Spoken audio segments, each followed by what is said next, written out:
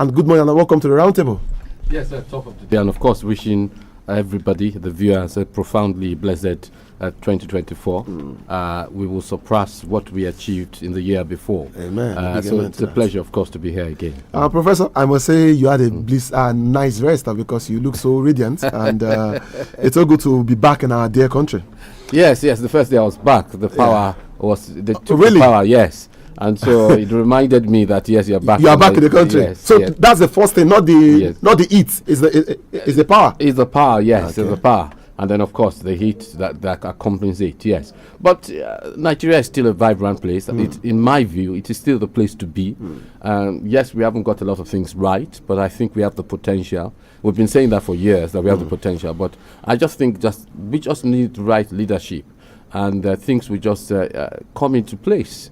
There's no reason why we can't be greater than countries like Singapore, Malaysia, Indonesia. Those are the countries that we started with in the 60s. So we can get there. And some people are indicating that, well, there might be one or two things they've got wrong, but this government is in the right direction. This president's government? Yes, that they're doing the right things. Even some Peter Obi supporters are beginning to say that, whilst they don't necessarily support him, but at least some of the actions are demonstrating that the government's heart is in the right place. Probably they don't have choice, because even if you like it or not, the 4 years will if the president didn't go against the constitution, 4 years will definitely come. So you don't have choice. It's as if you have to love your enemy and in less 4 years or thereabouts. I think you have to love your enemy, and it's also a question of survival. Because see the price of commodities and the way it's going. I mean, I know the price of commodities because I'm involved in an initiative. Yeah. And of course, we were thinking, maybe 50,000 a bag of rice. It is not 50,000 today. It is not. Wow. It keeps on going. I wanted to buy ink. This is the one that got me. I wanted to buy ink. I bought that ink last year for about 11,000 or 12,000. Before you traveled? Yes. They're telling me now it's 20,000. Really? Yes. How much did you buy the last time? About 11 or 12. Now is how much now? 20,000 plus.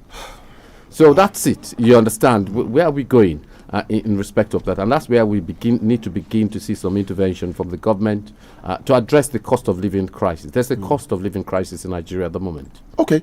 All right. That's the voice of Professor Olu Ojedokun trying to let us understand some of the things he has experienced. Let me say welcome back to our dear country. Thank you. Yes, Professor, let's begin the conversation this day before other gentlemen will join us on the course of the program. Let's begin from Liberia. We don't usually begin out of the country, but it's very important to know that there's a power change in Liberia. They had their election some time ago last year, and the president there, the former World Footballer of the Year, the president of George Weah, who happened to be the president of the country, was removed from office, and courtesy of the votes of the people, not as if it was removed from the via the court. Now, yesterday, the swearing of the new Liberian president, the person of Joseph Boaka, had to be stopped because the president, that's the incoming president, or let's say the president now, he froze on the podium as he was delivering his inauguration speech. And the visual that's actually going all around that we saw, Joseph Boaka was seen faced with the challenges having the not the ability to speak much, you understand, and the 79-year-old president paused twice in the course of trying to make a speech, and some said it's because of the heat, and some said that because he had a lot of health challenge, that he's 79, he's old, and is everything. Now, my question is this, because after Boakai, we are going to present the former President Buhari and his health, because his aide said a lot of things in the course of the week. So now let's talk with from Liberian President Joseph Boakai. Some said he had a lot of health challenges, and his media aide said he's just going through excessive heat in Liberia.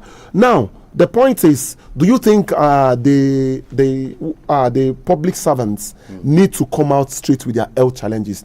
We are not wishing them bad, but is it not that we will be seeing such a thing happening again, like what we experienced when Muhammadu Buhari was some time not feeling too well? Are we not going to see something similar in Liberia?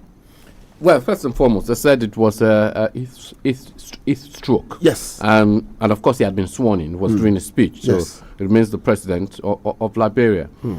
Well, the problem is that once you start getting to your late 70s, then of course the health challenges, you understand, become more pronounced. And things you can withstand as a young man or young woman, you're unable to withstand them because of the ravages of age.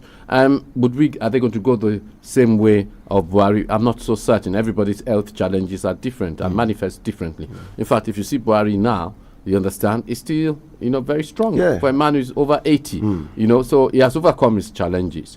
I think what Liberians will be looking for is good governance from him. But there will be some who will be saying, have we made a mistake? Because it was very tight, very, very tight. In fact, the second round that decided the presidency in Liberia, and so some will be saying biased regret, as it was.